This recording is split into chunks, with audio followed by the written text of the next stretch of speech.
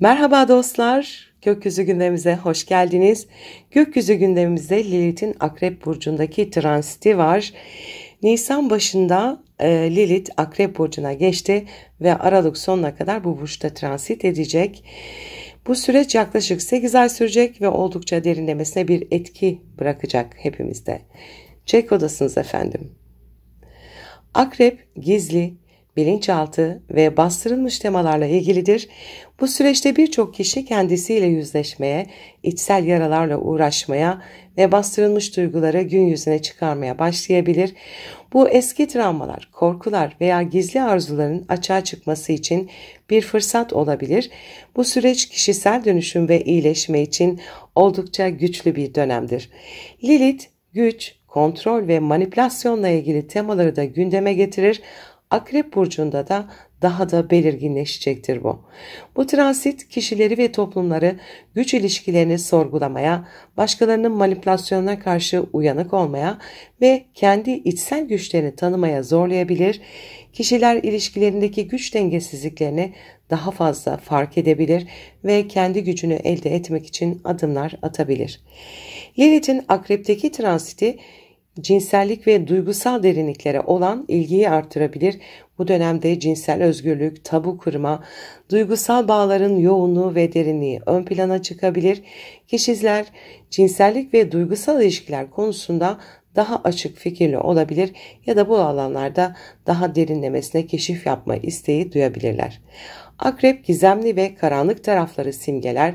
Lilith burada gizli kalmış sırların hem kişisel hem toplumsal düzeyde ortaya çıkmasına neden olabilir.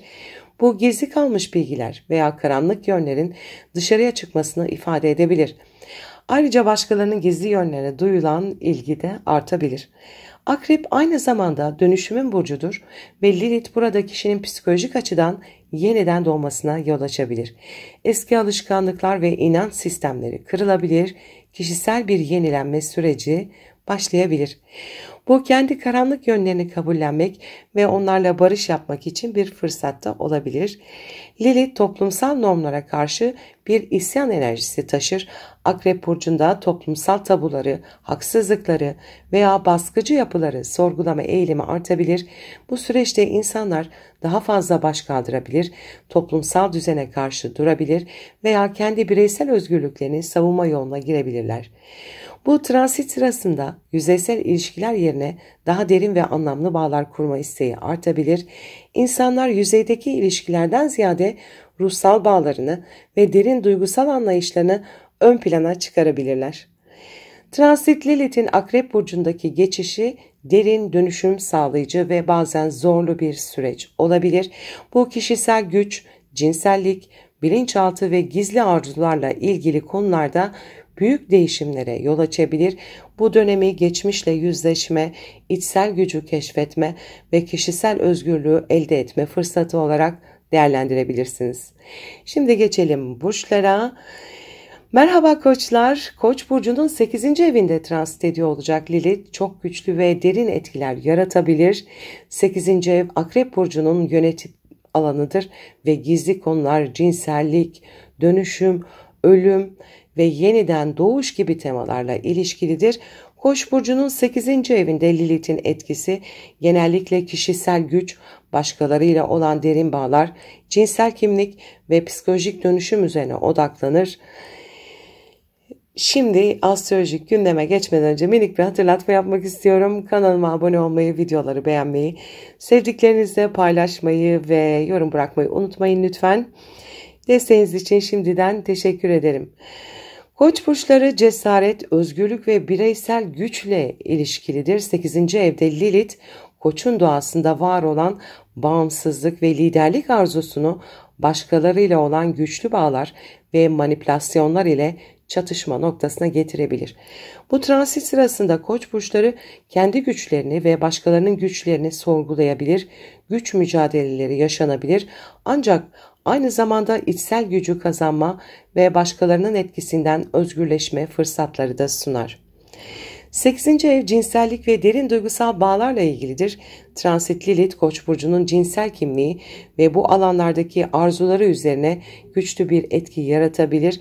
Koç burçları cinsel özgürlüklerini keşfetmeye, tabuları kırmaya veya daha cesur bir şekilde arzularını ifade etmeye eğilimli olabilirler.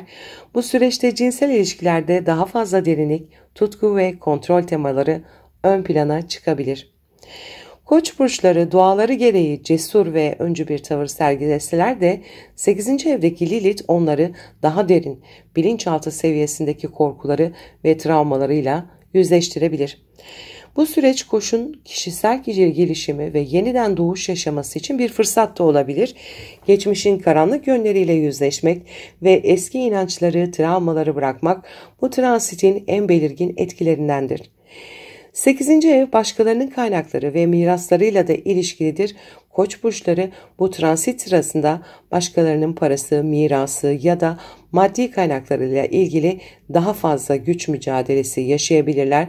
Lilith burada bu tür konularda manipülasyon veya kontrol arzusunu arttırabilir. Bu dönemde finansal ilişkilerde dikkatli olunması gerekebilir.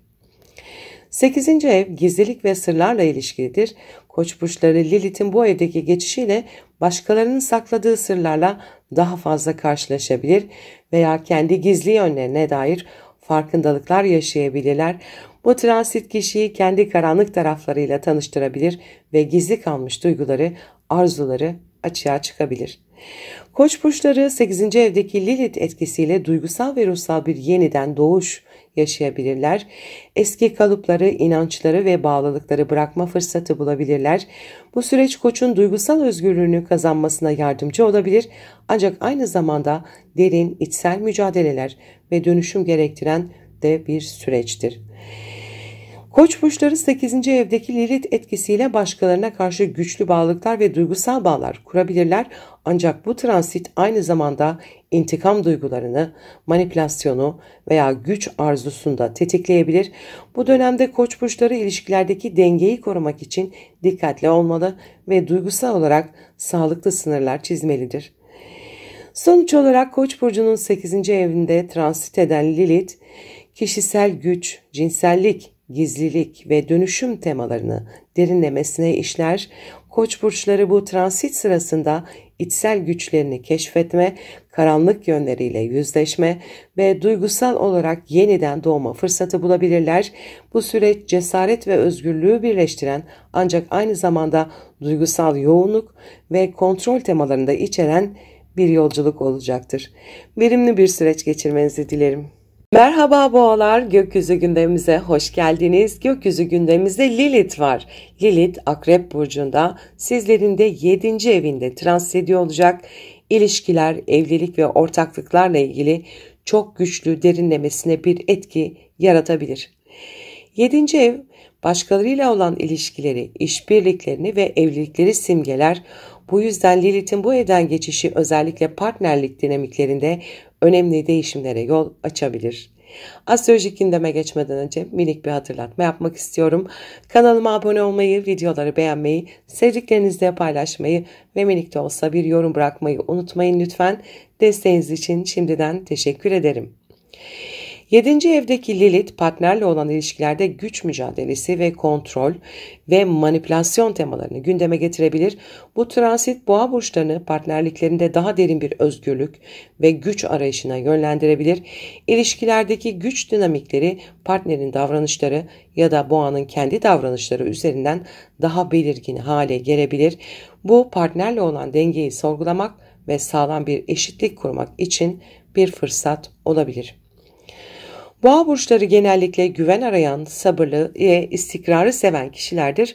Ancak Lilith 7. evde ise boğa burçlarını daha bağımsız olmaya ve partnerlerinden özgürleşmeye teşvik edebilir.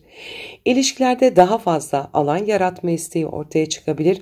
Bu boğanın partnerliklerinde sınır koymalarına ya da daha fazla bireysellik talep etmelerine neden olabilir. Lilith cinsellik, gizlilik ve tabu kurma ile ilişkilidir. 7. evdeki Lilith özellikle cinsel ilişkilere dair derin bir keşif arzusunu tetikleyebilir. Bu süreçte boğa burçları partnerleriyle olan cinsel bağlarını daha özgürce keşfetme isteği duyabilirler. Ayrıca cinsellikteki güç dinamiklerini ve arzuları daha açık bir şekilde ifade etme eğilimi artabilir. Bu transit cinsel ilişkilerde derin bir değişim ve yenilik de getirebilir. 7. ev başkalarıyla olan açık ilişkilerle ilgilidir ancak Lilith burada ise gizlilik ve sırlarla ilgili temaları ortaya çıkarabilir. Bu boğa burçlarını partnerleriyle ya da ortaklarıyla olan ilişkilerinde daha fazla gizlilik, sırlar veya duygu ve düşüncelerin saklanması ile ilgili sorunlarla karşılaştırabilir. Ayrıca başkalarının gizli yönlerini daha fazla keşfetmeye eğilimli olabilirler. Boğa burçları partnerlerinde daha derin ve tutkulu bir bağ kurma isteği duyabilirler. 7. evdeki Lilith romantik ilişkilerdeki samimiyet ve duygusal yoğunluğu artırabilir. Ancak bu yoğun duygular zaman zaman takıntı veya sahiplenme eğilimlerini tetikleyebilir. Boğa burçları bu süreçte duygusal bağlarını daha güçlü bir şekilde inşa etme ihtiyacı hissedebilirler. 7. evdeki Lilith etkisi boğa burçlarına ilişkilerde isyankar bir tavır almaya yönlendirebilir. Eski geleneksel ilişkilerdeki yapılan sorgulama ve daha özgür farklı bir ilişki biçimi oluşturma konusu arzusu ortaya çıkabilir. Bu süreç eski bağların kırılması, yeni bağlantıların kurulması ve farklı ilişki dinamiklerinin beslenmesiyle sonuçlanabilir. 7. ev evlilik ve uzun vadeli ortaklıkları temsil ettiği için Lilith bu evdeki transiti boğa burçlarının bu alanlarda dönüşüm yaşamasına neden olabilir. Eski evlilik ve ortaklık yapıları sorgulanabilir. Boğa daha özgür, farklı bir ilişki biçimine geçme arzusuyla hareket edebilir. Ayrıca karşılıklı güven ve sadakat konularında daha derin sorgulamalar yaşanabilir. Özetle Boğa burcunun 7. evindeki Lilith transiti ilişkilerdeki güç dinamiklerini, cinsel arzuları, bağımsızlık ve özgürlük ihtiyaçlarını, gizli duyguları ve duygusal yoğunluğu gündeme getiren güçlü bir etki yaratır. Bu transit Boğa burçlarını partnerliklerinde derin değişimler yapmaya, duygusal ve cinsel açıdan daha cesur ve özgür olmaya yönlendirebilir. Ayrıca ilişkilerdeki sınırları yeniden değerlendirmek ve eski kalıplardan kurtulmak için de bir fırsat olabilir. Verimli bir süreç geçirmenizi dilerim. Merhaba ikizler, gökyüzü gündemine hoş geldiniz. Gökyüzü gündemimizde Lilith'in akrep transiti var ve sizin 6. evinizde günlük yaşam, iş, sağlık ve hizmet alanlarını etkileyecek. Çalışma düzeni, sağlıklı alışkanlıklar, rutinler, verimlilik ve hizmetle ilgili konuları temsil eder 6. ev. Lilith'in bu evdeki geçişi özellikle bu alanlarda bazı derin dönüşümler ve güç mücadeleleri yaratabilir. Efendim, astrolojik gündeme geçmeden önce minik bir hatırlatma yapmak istiyorum. Kanalıma abone olmayı, videoları beğenmeyi, sevdiklerinizle paylaşmayı ve minicik de olsa bir yorum bırakmayı unutmayın lütfen. Desteğiniz için şimdiden teşekkür ederim. 6. ev iş ve hizmetle ilişkilidir. Lilith burada ise iş yerindeki güç dinamiklerini ortaya çıkarabilir. İkizler burçları bu transit sırasında iş yerinde manipülasyon, güç mücadeleleri veya baskı ile karşılaşabilirler. Kendisini yeterince değerli hissetmeyebilir ve başkalarından daha fazla takdir görmek isteyebilirler. Bu süreç iş yerinde daha fazla bağımsızlık arzusunu tetikleyebilir ve çalışma ortamında eşitlik talep etme ihtiyacı doğabilir. Lilith'in 6. evdeki geçişi sağlık ve yaşam tarzı konularında güçlü bir etki yaratabilir. İkizler burçları sağlıklarına dair uzun süre görmezden geldikleri konuları fark edebilirler. Bu transit sağlık alışkanlıkları ile ilgili gizli sorunları gün yüzüne çıkarabilir. Ayrıca alışkanlıkların ve rutinlerin daha özgür ve yenilikçi bir şekilde yeniden yapılandırılmasını gerektirebilir. Eski sağlıksız alışkanlıklar terk edilebilir ancak aynı zamanda daha fazla özgürlük arayışı da ortaya çıkabilir. İkizler burçları zihinsel uyarım ve iletişimle ilgilidir.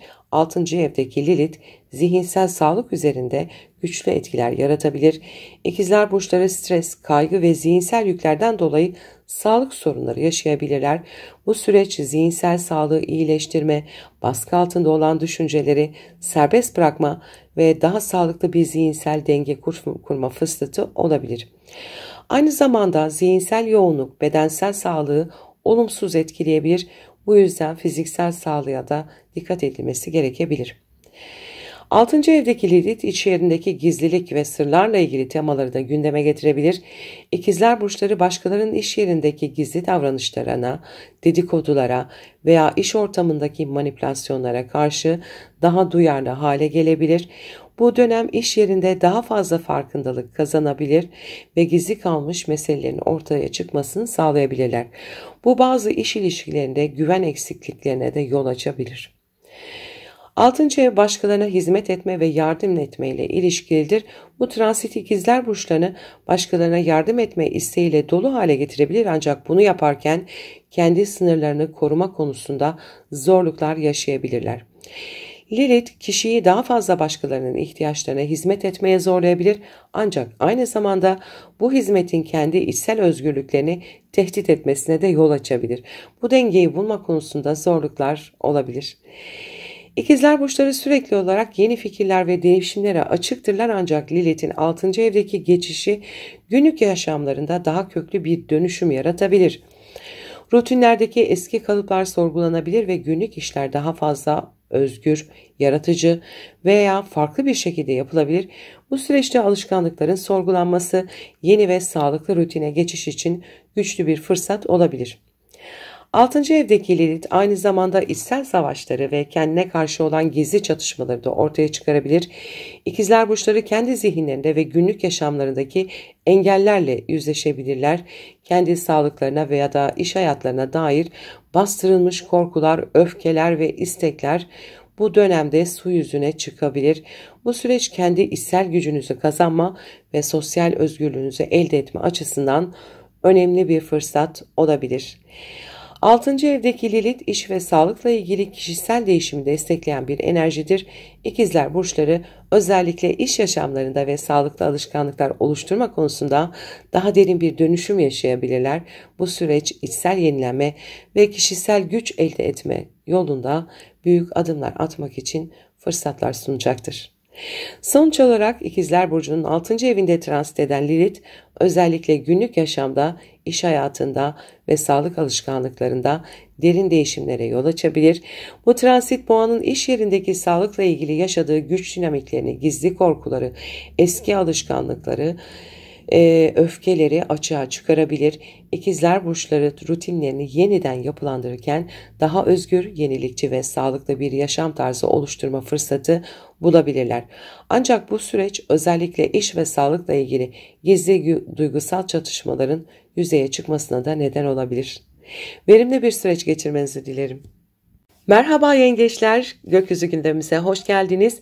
Gökyüzü gündemimizde Lilith'in Akrep Burcu'ndaki transiti var. Yengeç Burcu'nun da 5. evinde duygusal, yaratıcı ve romantik alanlarda derinleşen gölgeleri ve bastırılmış arzuları su yüzüne çıkarır. 5. ev aşk, yaratıcılık, cinsellik, flört, hobiler ve çocuklarla ilgili konuları temsil eder. Lilith burada oldukça dikkat çekici çalışır. Çünkü bu ev bireyin içten gelen yaratıcı enerjisini ve sevilme arzusunu gösterir.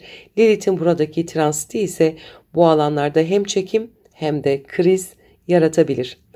Astrolojik gündeme geçmeden önce minik bir hatırlatma yapmak istiyorum. Kanalıma abone olmayı, videoları beğenmeyi, sevdiklerinizle paylaşmayı ve minicik de olsa bir yorum bırakmayı unutmayın lütfen. Desteğiniz için teşekkür ederim şimdiden. Lilith 5. evden geçerken yengeçler için aşk ve tutku çok daha yoğun ve dönüştürücü hale gelir. Ancak bu aşkın içinde yasak, ulaşılmaz ya da toplum tarafından onaylanmayan bir tarafta olabilir. Bu süreçte yaşanan ilişkiler takıntılı, gizli, hatta yasaklı olabilir. Aşk oyun olmaktan çıkar, güç savaşı ve bağımlılığa dönüşebilir. Bu durum yengecin güvenliğine düşkün doğasıyla çelişerek hem içsel bir çekim hem de korku yaratabilir. 5. ev cinsellikten alınan keyifle ilgilidir. Bu Lilith burada bastırılmış arzuları güçlü bir şekilde tetikler. Yengeç burçları duygusal bir işaret olduğu için bu süreçte arzu ve duygular birbirine karışır.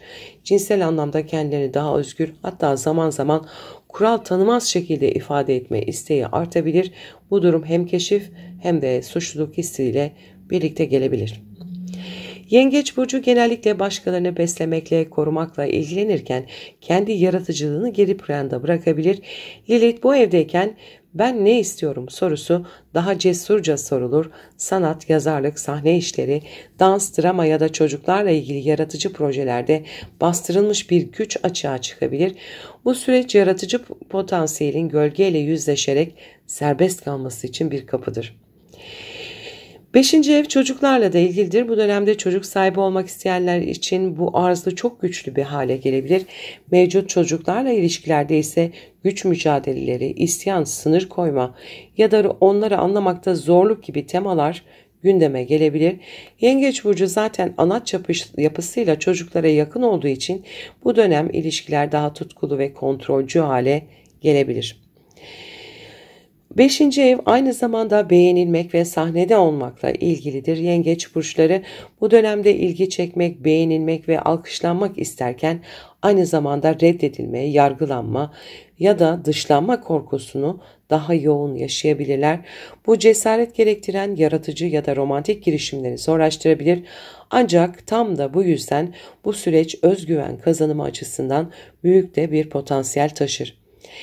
Lilith'in bu geçişi sırasında flörtler daha tutkulu, yoğun ve kimi zaman sorunlu hale gelebilir. Yengeçler klasik güvenlik arayışının dışına çıkarak daha özgür, daha sıra dışı ilişkiler deneyimlemek isteyebilirler. Bu ilişkiler duygusal anlamda sarsıcı olsa da kişinin ne istediğini daha iyi fark etmesine yardımcı olacaktır. Lilith burada gölgeyle yüzleşmeyi cesaretlendirir. Bu nedenle bu dönem yengeç burçları için duygusal yaraların sanatla, yazıyla, müzikle ya da başka bir yaratıcı yöntemle ifade edilmesi açısından çok güçlüdür. İçsel sancılar ilhama dönüşebilir. Özetle yengeç burçlarının 5. evinden transit eden Lilith, aşk ve cinsellikle derin tutkular, karmaşık arzular ve sınır ihlalleri yaratabilir. Yaratıcılıkta cesur, gölgeyle yüzleşen ve özgürleştiren bir ifade ihtiyacı olabilir. Çocuklarla ilişkilerde güç dinamikleri ve duygusal derinlik artabilir. Onaylanma ve reddedilme temaları hem korku hem motivasyon yaratabilir. Bu süreç yengeç burçlarını kendi kalplerinin merkezine davet eder. Hem arzularıyla hem korkularıyla yüzleşerek daha güçlü, daha özgün bir yaratıcı benlik inşa etmeleri mümkündür. Verimli bir süreç geçirmenizi dilerim. Aslanlar, gökyüzü gündemimize hoş geldiniz. Gökyüzü gündemimizde Lilith'in Akrep burcundaki transiti var ve sizin 4. evinizde kökler, aile, aidiyet, duygusal güvenlik ve özel hayatla ilgili derin gölgeleri ortaya çıkaracaktır. 4. ev astrolojide ev, yuva ve iş dünya alanıdır. Lilith burada çok güçlü ve sezgisel çalışır. Çünkü bu ev bilinçaltının, çocukluk travmalarının ve en savunmasız yönlerimizin evidir. Aslan gibi dışa dönük bir burcun en içsel mahrem alanında Lilith'in bulunması büyük bir içsel yüzleşme zamanını başlatır. Astrolojik gündeme geçmeden önce minik bir hatırlatma yapmak istiyorum. Kanalıma abone olmayı, videoları beğenmeyi, sevdiklerinize paylaşmayı ve minik de olsa bir yorum bırakmayı unutmayın lütfen. Desteğiniz için şimdiden teşekkür ederim. Lilith'in 4. ev transiti geçmişten gelen bastırılmış aile meselelerini, kuşaklar arası aktarımları ya da çocukluk döneminden kalan kırgınlıkları gündeme getirir. Aile bireyleriyle olan ilişkilerde güç savaşları, gizli öfkeler ya da dışarıya yansıtılmayan içsel hesaplaşmalar yaşanabilir. Evde kontrol edilmek ya da aile değerlerine uymaya zorlanmak aslan için can sıkıcı olabilir ve özgürlük ihtiyacı artabilir.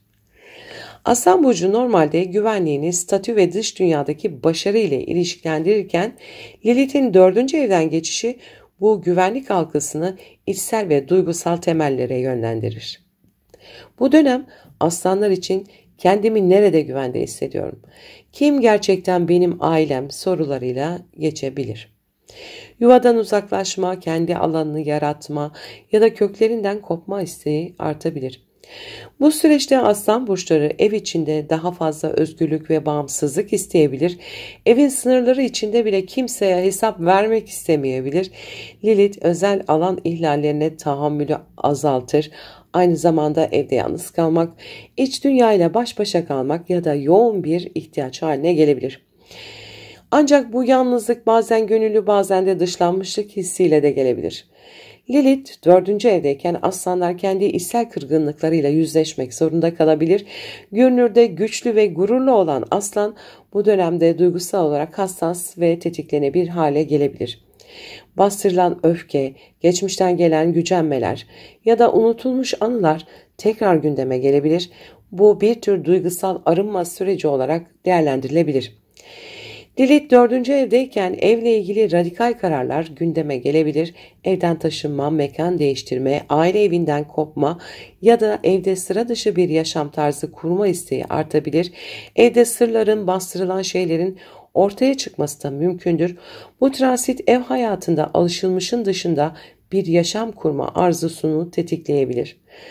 Aslan burçları için duygusal güvenlik artık başkalarına bağımlı olmaktan değil, kendi içsel gücünü tanımlamaktan geçecektir. Lilith, ben kimim, ailemin dışında kimin sorularını sordurur.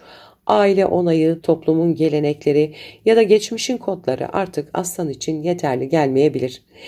Kendi içsel anne baba figürünü oluşturmak, içsel çocuğunu iyileştirmek gibi temalar gündeme gelir. 4. ev annenin evidir ve Lilith burada annenin gölge yönlerini gündeme getirir. Anne ile ilgili eski yaralar, yetersizlik hisleri, aynı zamanda kendi içsel dişil enerjinizle kadın olun ya da olmayın, kurduğunuz ilişki düşünür, dişil gücünüzü bastırmadan sahiplenmeniz sizi içsel olarak çok daha sağlam bir birey haline getirebilir. Lilith'in bu evdeki geçişi Aslan Burcu'na kendi köklerini yaratma çağrısı yapar. Biyolojik aileden ya da geçmiş koşullardan bağımsız kendi değerlerine dayalı bir yuva kurma arzusu artar. Bu içsel ve ruhsal bir ev inşası sürecidir. Yani sadece fiziksel değil, duygusal olarak da bir aidiyet alanı yaratma ihtiyacı doğar. Özetle Lilith Aslan burçlarının 4. evinden geçerken aile içi bastırılmış duygular ve güç savaşları açığa çıkar. Duygusal güvenlik anlayışı dönüşür. Evde gizlilik, özgürlük ve bağımsızlık ihtiyacı artar. İçsel kırgınlıklarla yüzleşir. Duygusal iyileşime başlar. Geçmişin gölgeleriyle yüzleşmek kişisel güçlenme getirecektir. Bu dönem Aslan burçlarının kalbinin en derin odasını temizleme ve yeniden inşa etme zamanıdır. Verimli bir süreç geçirmenizi dilerim. Merhaba Başaklar, gökyüzü gündemimize hoş geldiniz. Gökyüzü gündemimizde Lilith'in akrep transiti var. Ve sizin de 3. evinizde transit edecek düşünme biçimini, iletişim tarzını, yakın çevreyle ilişkileri ve kendini ifade etme gücünü etkileyen güçlü bir dönem başlatır. 3. ev zihin, merak, yazma, konuşma, kardeşler, komşular ve kısa yolculuklarla ilgilidir. Lilith ise burada gölgede kalan düşünceleri, bastırılmış fikirleri ve ifade edilmemiş öfkeleri su yüzüne çıkarır. Astrolojik gündeme geçmeden önce minik bir hatırlatma yapmak istiyorum. Kanalıma abone olmayı, videoları beğenmeyi, sevdiklerinizle paylaşmayı ve küçük de olsa bir yorum bırakmayı unutmayın lütfen. Desteğiniz için şimdiden teşekkür ederim. Lilith 3. evdeyken zihin daha keskin, sorgulayıcı ve kimi zaman kışkırtıcı hale gelir. Başak Burcu zaten detaycı ve analiz yeteneği yüksek bir burçken bu transit onun daha radikal düşünceleri araştırmasına yol açabilir. Bu dönemde tabu sayılan, bastırılmış ya da toplumca reddedilen fikir ve konulara ilgi artabilir. Psikoloji, cinsellik, ölüm, güç, manipülasyon, travma gibi temalar zihinsel olarak çekici hale gelebilir. Lilith'in 3. evden geçişi uzun süredir bastırılmış fikirlerin ya da kelimelerin patlayarak açığa çıkmasına neden olabilir. Sessiz kalınan yerlerde artık ses yükselir. Başak burçları bu süreçte daha keskin dilli, daha dobra, daha eleştirel olabilir. Fakat bu doğrudanlık zaman zaman kırıcı, isyankar ya da kışkırtıcı bir iletişim biçimine dönüşebilir. Kardeşler, kuzenler, komşular veya yakın çevreyle ani gerilimler yaşanabilir. 3. ev iletişimin evidir. Lilith burada Başakların kelimeler aracıyla güç kazanmasına, bastırılmış düşüncelerini açığa vurmasına ve tabu alanlarına ışık tutmasına neden olabilir.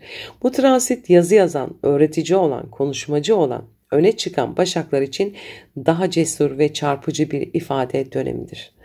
Ancak söylediklerinin etkisi ve sorumluluğu da artacaktır. Üçüncü ev kardeşleri ve yakın çevreyi de temsil eder. Lilith burada kardeşlerle bastırılmış kıskançlıkları, geçmişten gelen anlaşmazlıkları ya da güç mücadelelerini tetikleyebilir. Aynı şekilde komşularla veya çevredeki kişilerle çatışmalar da gündeme gelebilir. Bu çatışmalar Başakların kendi sınırlarını ve değerlerini yeniden tanımlamalarına neden olur. Lilith bu evde çalışırken zihin zaman zaman paranoyaklaşabilir. Takıntılı düşünceler, sürekli bir şeyleri analiz etme, birinin niyetini sorgulama, geçmişte söylenen bir sözü defalarca düşünme gibi durumlar yaşanabilir. Bu döngüler Başak'ın zihinsel yorgunluğunu arttırabilir. Bu nedenle zihnini boşaltacak tekniklere yazmak, meditasyon, dua yürüyüşü ihtiyaç artacaktır. Lilith 3. evde Başaklara şu soruyu sordurur. Kendimi gerçekten ifade edebiliyor muyum? Yoksa kabul edilmek için sustuklarım mı var? Bu transit kelimelerinizin sizi tutsak değil, özgür kılması gerektiğini öğretir. İçsel otosansürü bırakmak ve korkmadan konuşmak bu sürecin hediyesidir. Ancak sözlerinizi başkalarınızı yıkmak için değil, farkındalık yaratmak için kullanmak da önemlidir. Bu dönemde Başak burçları astroloji, simya, okült bilgiler, ezoterizm, psikik yetenekler ya da bilinçaltı dili gibi sıra dışı konulara daha fazla çekilebilir. Zihin normalden farklı bilgi kaynaklarına açık hale gelir. Bu zihinsel ve sezgisel bilgeliğin zihinsel analizle birleştiği bir dönemde olabilir.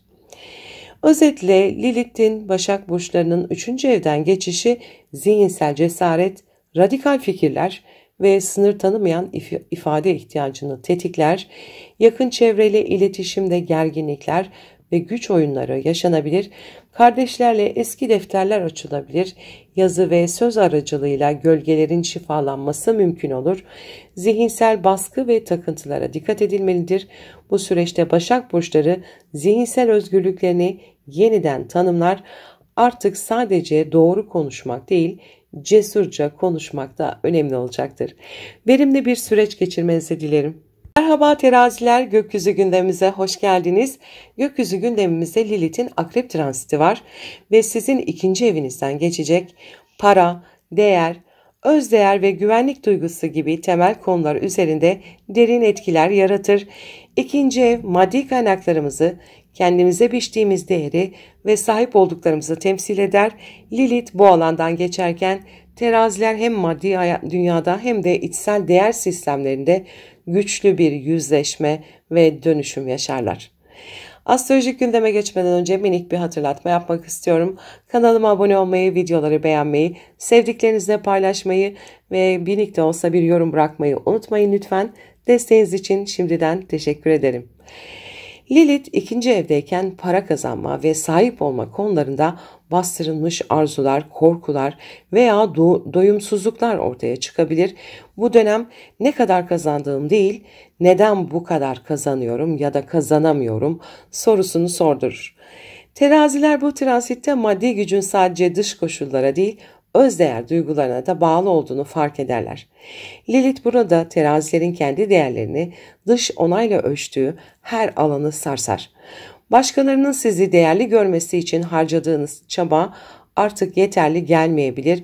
İçsel bir boşluk hissi, yeterince takdir görmeme ya da görünmeyen bir değersizlik duygusu yüzeye çıkabilir. Bu hisler acı verici olabilir ama aynı zamanda kendinize sahip çıkma, kendi değerinizi siz belirleme gücünü de getirir. Bu süreçte finansal alanda beklenmedik değişimler de yaşanabilir, para kazanma şekliniz değişebilir, ani gelir artışları veya kayıplar yaşanabilir. Bu gelişmeler genellikle sizin değer anlayışınızı yeniden şekillendirmek içindir. Maddi krizler sizi içsel dayanıklılığınızı fark etmeye yöneltebilir. Özellikle manipülatif, bağımlılık içeren veya adil olmayan gelir kaynakları sorgulanır. İkinci evdeki Lilith sahip olma arzularını yoğunlaştırabilir. Bu yalnızca para değil, ilişkilerde insanları, statüyü, güzelliği, sahip olma dürtüsünü de kapsar. Bu dönemde benim olan kavramı sınanır. Güç mücadeleleri, kıskançlıklar veya rekabet temalarıyla karşılaşabilirsiniz. Özellikle maddi konularda biriyle içten içe bir çatışmada yaşayabilirsiniz. Terazi burcu için güzellik ve estetik büyük önem taşır. Lilith bu burçtayken güzellik algınızla veya buna verdiğiniz değerle ilgili gölgeler açığa çıkabilir. Dış görünüş üzerinden değer algısı, estetikle kontrol sağlama ya da zevklerin bastırılması gibi temalar öne çıkabilir. Kimi teraziler için bu dönem daha özgür ve sıra dışı bir estetik anlayışa geçişin işareti olabilir. Lilith ikinci evdeyken sizi en çok zorlayacak sorulardan biri de şu olabilir: kendimi ne zaman, kimin için ucuza sattım?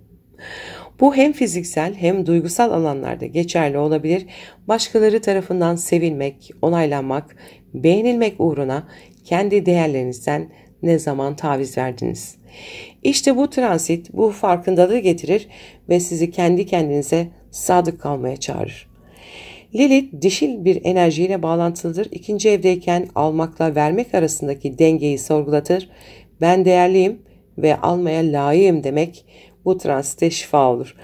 Ancak sadece almak değil, alma hakkını savunmak da önemlidir. Lilith burada özellikle kadınların maddi bağımsızlığı, kendi değerini koruması ve bedensel güvenliği ile ilgili konuları da tetikleyebilir. Özetle Lilith'in terazi burçlarının ikinci evinden geçişi parayla, güvenlikle ve özdeğerle ilgili gölgeleri yüzeye çıkarır. Maddi bağımlılıklardan kurtulmaya ve kendi değerini tanımaya zorlar. Güzellik, estetik ve hazla ilgili algılarınız dönüşebilir. İçsel güvenlik duygusunu başkalarına değil, kendinize yaslamanızı öğretir. Ben neye değerim sorusuna daha derin bir cevap verebilirsiniz. Bu transisyonda teraziler hem kendi değerini bilen hem de bunu dış dünyada sağlam temellere oturtmuş olarak ilerleyebilirler. Verimli bir süreç geçirmenizi dilerim. Merhaba akrepler, gökyüzü gündemimize hoş geldiniz. Gökyüzü gündemimizde Lilith'in akrep seyri var. Akrep burçlarının da birinci evinde transit son derece güçlü, çarpıcı ve dönüştürücü bir etki yaratır. Birinci ev kimliğin, bedenin, kişisel duruşun veya dünyaya nasıl göründüğünün evidir. Lilith ise gölgeleri, bastırılmış arzuları, içsel isyanları ve dişil gücün karanlık yönlerini temsil eder. Dolayısıyla bu geçiş akreplerin ben kimim sorusunu hem fiziksel hem psikolojik düzlemde çok daha derin ve cesur bir şekilde sormasına neden olur. Astrolojik gündeme geçmeden önce minik bir hatırlatma yapmak istiyorum. Kanalıma abone olmayı, videoları beğenmeyi, sevdiklerinizle paylaşmayı ve yorum bırakmayı unutmayın lütfen. Desteğiniz için şimdiden teşekkür ederim. Lilith birinci evdeyken özellikle akrep gibi derin, sezgisel ve kontrolcü bir burç için bastırılmış kimlik parçaları açığa çıkar. Sizden beklenen iyi, sakin, uyumlu, makul olma rollerini artık taşımakta zorlanabilirsiniz.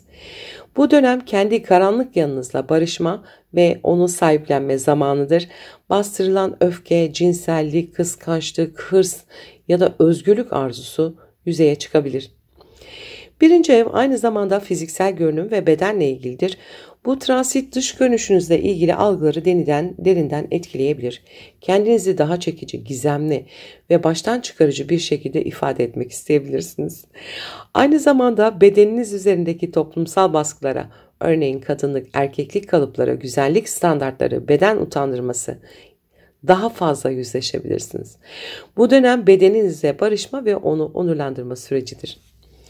Lilith birinci evdeyken kişi ister istemez güçlü bir auraya sahip olur. Bu aura çevrede hem çekici hem de tehditkar algılanabilir. İnsanlar size karşı büyülenmiş gibi hissedebilir ama aynı zamanda mesafeli de davranabilirler. Bu Lilith'in korkulan ama arzulanan enerjisidir. Bu enerjiyi bilinçli kullanmak hem ilişkilerde hem toplumsal görünümde fark yaratabilir. Lilith bastırılmış arzuların, isteklerin ve dürtülerin temsilcisidir. Birinci evdeyken bu arzular doğrudan benliğin merkezine yerleşir. Artık ne istediğinizi görmezden gelemezsiniz. Bu dönem neyi gerçekten arzuluyorum sorusunu derinlemesine sorma zamanı. Ancak bu arzuların kontrolsüzce dışa vurumu değil, bilinçli şekilde sahiplenilmesi önemlidir. Lilith birinci evden geçerken başkalarının sizi tanımlamasına, biçimlendirmesine, sınırlanmasına tahammül azalır. Özellikle kadınlar için bu süreç dış baskılara karşı içsel bir isyan da tetikleyebilir. Kendi yolunuzu çizmek, kendi kurallarınızı koymak, itaat etmeyi reddetmek bu dönemin ruhudur. Ancak bu özgürlük arayışının başkalarını yıkmak değil, kendinizi inşa etmek için kullanılması önemlidir. Bu transit ilişkilerde daha dominant, çekici ama aynı zamanda provoke edici bir konuma getirebilir. Partnerleriniz sizin karanlık yönlerinizi fark etmeye başlayabilir ve bu hem büyüleyici hem de zorlayıcı etkilere neden olabilir. Güç savaşlarına dikkat edilmeli, manipülasyon, kıskançlık ve kontrol gibi temalar tetiklenebilir. Birinci ev Lilith transiti en çok da otantik yaşama çağırır. Bu başkalarını memnun etmeye çalışmaktan vazgeçmek, kendin olmayı göze almak ve kendi içsel gücünü sahiplenmektir. Bu süreçte ben kimim sorusu sosyal kimliklerin ötesinde daha içsel bir düzeyde cevaplanmaya başlar. Kendinizi maskesizce ortaya koyabildiğiniz ölçüde özgürleşirsiniz. Özetle Lilith'in Akrep Burcu'nun birinci evinden geçişi kimlikle derin dönüşümleri ve gölgeleri açığa çıkarır. Karanlık yönleri bastırmak yerine sahiplenmeyi öğretir. Cinsellik, çekicilik ve beden algısında dönüşüm getirir. Özgürlük, isyan ve kendi kurallarını koyma arzusunu tetikler. Güçlü, gizemli ve bazen kışkırtıcı bir aurayla dikkat çekmenizi sağlar. Bu transit akrepler için kendi doğalarını yeniden keşfettikleri, korkmadan ben buyum diyebildikleri bir dönem olacaktır. Verimli bir süreç geçirmenizi dilerim. Merhaba yaylar, gökyüzü gündemimize hoş geldiniz. Gökyüzü gündemimizde Lilith'in Akrep Burcu'ndaki transiti var. Sizin de 12. evinizden geçiyor. Son derece derin, görünmeyen ama güçlü etkiler taşıyor. 12. ev bilinç dışı alanları, içsel korkuları, bastırılmış arzuları, rüyaları, inzivayı ve ruhsal temizlik süreçlerini yönetir. Lilith burada transitteyken yay burçları içsel dünyalarında gizli kalmış gölgelerle yüzleşmeye zorlanır. Bu görünmeyeni görme, bastırılanı anlama ve ruhsal cesaretle dönüşme zamanıdır. Astrolojik gündeme geçmeden önce minik bir hatırlatma yapmak istiyorum. Kanalıma abone olmayı, videoları beğenmeyi, sevdiklerinizle paylaşmayı ve minik de olsa bir yorum bırakmayı unutmayın lütfen. Desteğiniz için şimdiden teşekkür ederim. 12. evdeki Lilith özellikle bastırılmış arzuların, korkuların, travmaların ve bilinçaltı güdülerin su yüzüne çıkmasına neden olur. Yaylar genellikle iyimser ve açık sözlüdür ancak bu dönemde kendi iç karanlıklarıyla yüzleşmeleri gerekebilir. Bastırılan öfke, kıskançlık, cinsellik, kaygılar ya da utanç gibi duygular rüyalarla, sezgilerle veya gizli krizlerle kendini gösterebilir. Bu transit ruhsal olarak bir nevi isyan dönemidir. Geleneksel inançlar, toplumsal kurallar ya da öğretilmiş kalıplar artık dar gelir. Yay burcu zaten özgürlüğe meyilli bir burçtur ancak 12. evdeki Lilith bu özgürlüğü zihinsel değil, ruhsal düzlemde talep eder. Gizli kalan taraflarınızın sesini dinlemek ve gerçek özgürlük tanımınızı yeniden yapmak bu sürecin özüdür. 12. ev bilinçaltı kalıplarının açıldığı alandır. Lilith bu alana geldiğinde rüyalarınız yoğunlaşır, sezgisel farkındalığınız artar, hatta psikik yetenekleriniz varsa güçlenir. Aynı zamanda bu rüyalar bastırılmış duyguların ve özlemlerin habercisi olabilir. Spiritüel gelişim, şamanik çalışmalar, meditasyon veya bilinçaltı temizliği gibi için önemli bir dönem olabilir. Lilith bu evdeyken bazı yaylar için gizli ilişkiler, bastırılan cinsel arzular ya da tabu sayılan durumlarla karşılaşmak mümkündür. Bilinç dışı çekimlerle hareket edilebilir. Neden bunu istiyorum sorusuyla kendinizi şaşırmış halde bulabilirsiniz. Bu arzuların farkına varmak, onları bastırmak yerine anlamak ve dönüştürmek önemli. Bu transit aynı zamanda bir arınma ve yalnızlaşma süreci de olabilir. Yaylar zaman zaman kendilerini dış dünyadan geri çekmek, kalabalıklardan uzaklaşmak, hatta içsel sessizliğe yönelmek isteyebilirler. Bu izolasyon kaçış değil, ruhsal temizliktir. Bu dönemde inzivaya çekilmek, terapi almak, derin konulara yönelmek çok faydalı olabilir. 12. evdeki Lilith özellikle bastırılmış dişil gücün sembolüdür. Kadınlar için bu süreç anne figürleriyle ilgili bilinçaltı kayıtlarının temizlenmesi, kadın olmanın yükleriyle yüzleşme ya da kadın bilgeliğiyle buluşma dönemi olabilir. Erkekler içinse kadın enerjisiyle şefkat, sezgi, duyarlılık kurulan ilişkiler derinleşebilir.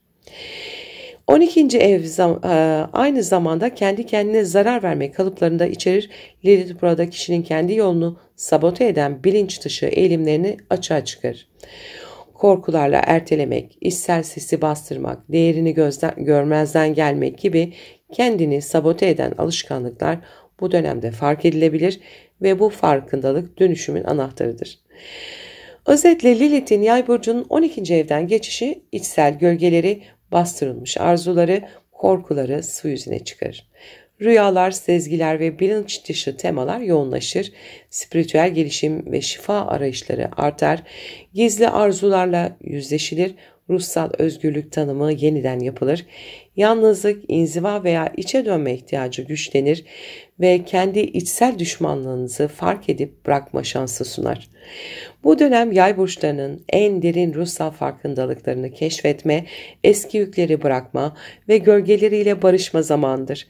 Verimli bir süreç geçirmenizi dilerim. Merhaba oğlaklar, gökyüzü gündemimize hoş geldiniz. Gökyüzü gündemimizde Lilith'in Akrep Burcu transiti var. Sizin de 11. evinizden geçiyor. Sosyal çevre, arkadaşlıklar, topluluk içindeki konum, idealler ve gelecek hedefleri alanında gölge yönlerle yüzleşmeye neden olur. Bu transit hem sosyal aidiyet duygusunu hem de bireyin toplumsal rolleriyle olan bağını sorgulamasına yol açar. Lilith burada sen gerçekten hangi grubun parçası olmak istiyorsun?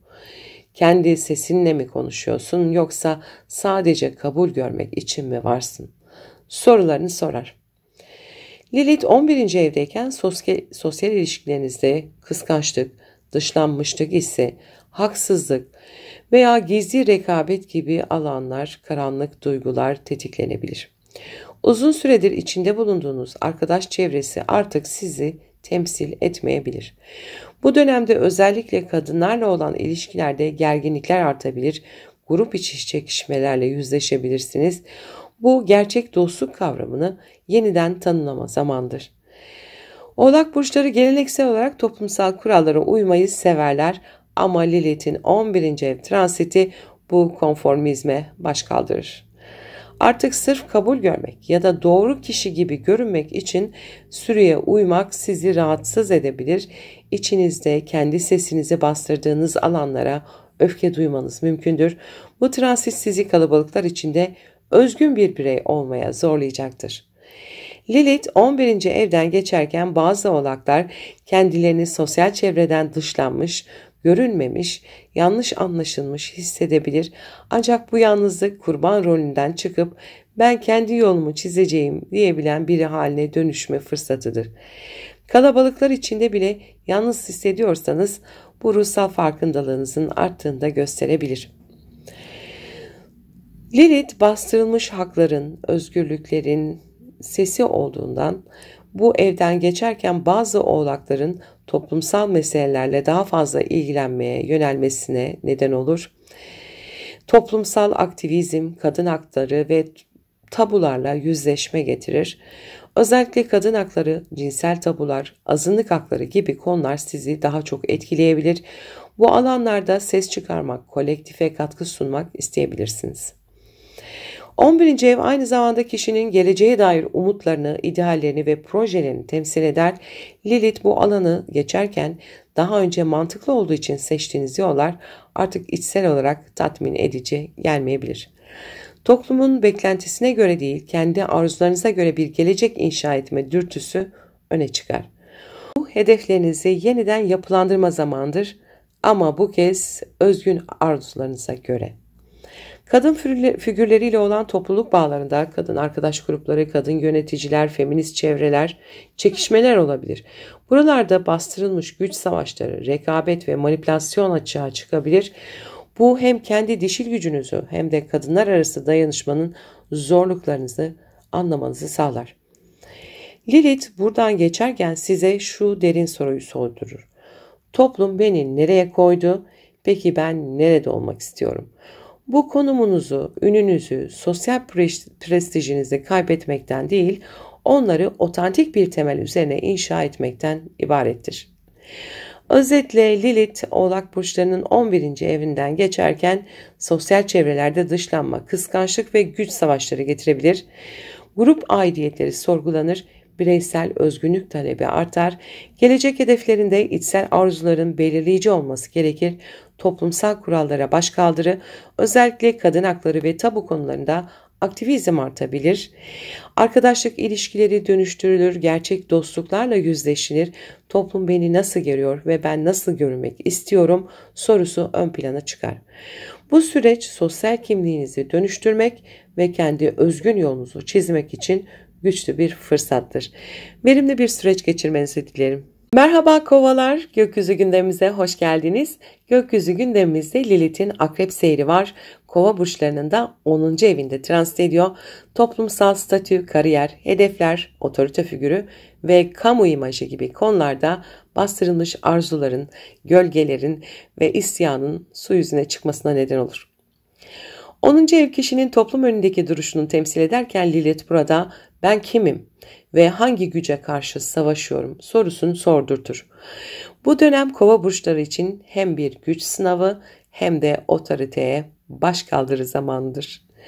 Astrolojik gündeme geçmeden önce minik bir hatırlatma yapmak istiyorum. Kanalıma abone olmayı, videoları beğenmeyi ve sevdiklerinizle paylaşmayı, yorum bırakmayı unutmayın lütfen. Desteğiniz için şimdiden teşekkür ederim. Lilith 10. evdeyken kariyer yolculuğunuzda sisteme baş kaldıran bir duruş sergileyebilirsiniz. Mevcut kariyer yapınız size dar gelmeye başlar. Patronlarla, yöneticilerle, otorite figürleriyle çatışmalar yaşanabilir. Özellikle kadın otoritelerle ya da eril düzenin kadın üzerindeki baskısıyla ilgili çatışmalar tetiklenir. Bu transit size kimin için çalışıyorum değil, kendi otoriten kim sorusunu getirir. 10. ev dış dünyaya nasıl göründüğünüzle ilgilidir. Lilith buradan geçerken kamuoyundaki imajınız sıra dışı, aykırı, hatta provokatif bir hale alabilir. Toplum sizi fazla sivri, fazla cesur, fazla marjinal bulabilir. Ancak bu görünürlük aynı zamanda bastırılmış bir gücün açığa çıkışı da olabilir.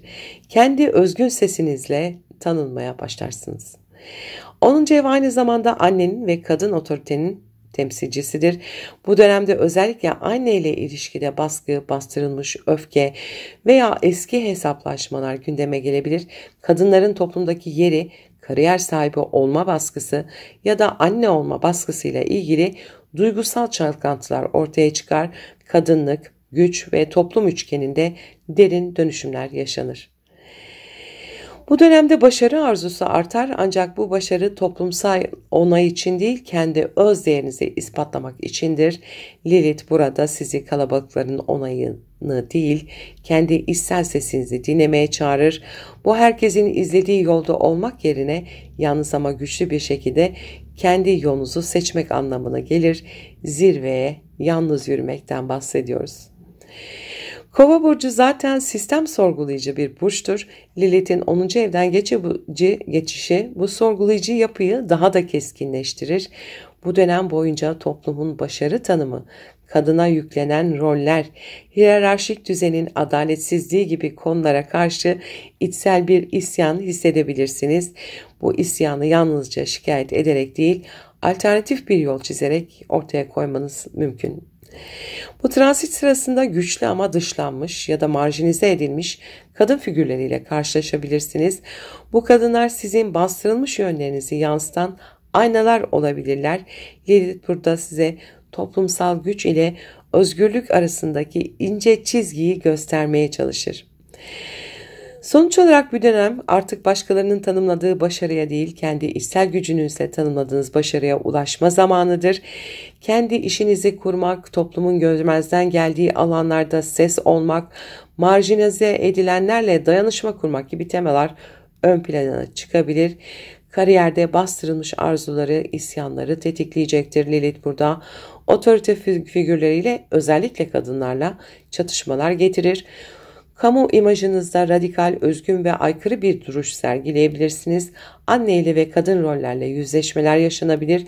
Toplumun başarı kriterlerini sorgular, kendi zirvenizi yaratmak istersiniz ve bu dönem sizi yıkıcı değil, kurucu bir isyancı olmaya çağırıyor. Önemli bir süreç geçirmenizi dilerim. Merhaba balıklar, gökyüzü gündemimize hoş geldiniz. Gökyüzü gündemimizde Lilith'in akrep seyri var. Balık burçlarının da 9. evinde transit ediyor. İnanç sistemleri, dünya görüşü, yüksek öğrenim, yaşam felsefesi, yabancı kültürler ve içsel hakikatler alanında sarsıcı farkındalıklar, gölgeyle yüzleşmeler ve özgürlük arayışı getirecektir.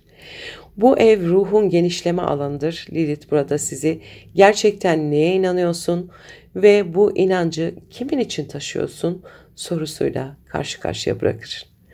Astrolojik gündeme geçmeden önce minik bir hatırlatma yapmak istiyorum. Kanalıma abone olmayı, videoları beğenmeyi, sevdiklerinizle paylaşmayı ve yorum bırakmayı unutmayın lütfen. Desteğiniz için şimdiden teşekkür ederim. Lilith 9. evdeyken çocuklukta öğrendiğiniz dini, kültürel ya da ahlaki değerler sorgulanabilir. Uzun zamandır bağlı olduğunuz bir inanç sisteminin sizi baskıladığını, özgür düşünmenizi engellediğini fark edebilirsiniz. Dışlanma, günahkarlık, suçluluk gibi hislerle yoğrulmuş eski inançlar artık sizi taşımıyor olabilir. Bu transit kutsal sandığınız şeyleri gözden geçirme cesareti verir. 9. ev ruhsal alanında temsil ettiğinden Lilith buradan geçtiğinde bir yandan derin ruhsal açılımlar yaşanabilirken öte yandan spiritüel alanda tükenmişlik, yanlış yola sapmışlık hissi veya ruhani aldatılmışlık duygusu da doğabilir. Bu bazı balıklar için bu süreçte sahte öğretmenlere, manipülatif spiritüel gruplara karşı bilinçlendirebilir. Bu farkındalık kendi içsel öğreniminize ulaşmanın anahtarı da olabilir. 9. ev aynı zamanda farklı kültürleri, uluslararası konuları temsil eder. Bu dönemde yurt dışı bağlantılı konularla ilgili karmaşalar, dışlanmışlık hissi ya da bir yere ait olmama duygusu yaşanabilir. Kimliğinizi belirleyen kültürel kabukları sorgularken evrensel kimliğinizle bağlantıya geçme arzusu artar. Eğer akademik ya da entelektüel bir uğraşınız varsa bu dönemde alışılmış kalıpları sorgulayan, tabu konulara temas eden, geleneksel bilgiyi dönüştüren bir tavır sergileyebilirsiniz. Öğretmenlerle, profesörlerle veya otorite kabul edilen kişilerle çatışmalar yaşanabilir. Özellikle kadın figürlerle olan entelektüel ilişkilerde güç mücadeleleri görülebilir. Lilith burada sizi zihinsel olarak baş kaldırmaya çağırır. Artık size empoze edilen düşünceleri değil, kendi sezgisel hakikatlerinizi temel alarak bir yaşam felsefesi inşa etmeniz gerekebilir. Bu da zaman zaman yalnızlaşmak, anlaşılmamak ve farklı görünmek anlamına gelebilir. Ancak bu öz sesinizi bulmak için atılması gereken bir adımdır. 9. evdeki Lilith, dişil bilgelik kavramını da gündeme getirir. Bu dönemde özellikle kadın filozoflar, yazarlar, öğretmen figürleri hayatınıza girebilir. Ancak bu kadın figürlerle çatışma, rekabetçi ya da bastırılmışlık içeren dinamiklerde çalışabilir. Bazen bu figürler size kendi bilinçaltınızda taşıdığınız bilgeliği yansıtmak için gelir. Lilith, balık burçlarının 9. evinden geçerken size şunu fısıldar: başkalarının kurduğu bir dünyada yaşarken kendin olamazsın. Bu süreç yaşam felsefenizi, ahlaki ilkelerinizi, yolculuk algınızı ve hayattaki anlam arayışınızı yeniden tanımlamak içindir. Gerçek inancınızı bulmak, size ait olmayan her şeyi geride bırakmaktan geçer. Özetle Lilith balık burçlarının 9. evinden geçerken inanç sistemlerinde köklü sorgulamalar ve özgürleştirme getirir. Sahte öğretmenler aldatıcı spiritüel yapıların fark edilmesine neden olabilir. Akademik ve entelektüel alanda tabu kıran bir cesaret verir. Kadın figürlerle bilgisel çatışmalar yaşanabilir. Kültürel aidiyet sorgulanır, evrensel kimliğe ulaşma arzusu artar. Gerçek yaşam felsefesi yeniden inşa edilir. Süreç, zihinsel zincirleri kırmak ve kendi hakikatinize sadık kalmak isteyen balıklar için derin bir dönüşüm zamanıdır. Verimli bir süreç geçirmenizi dilerim.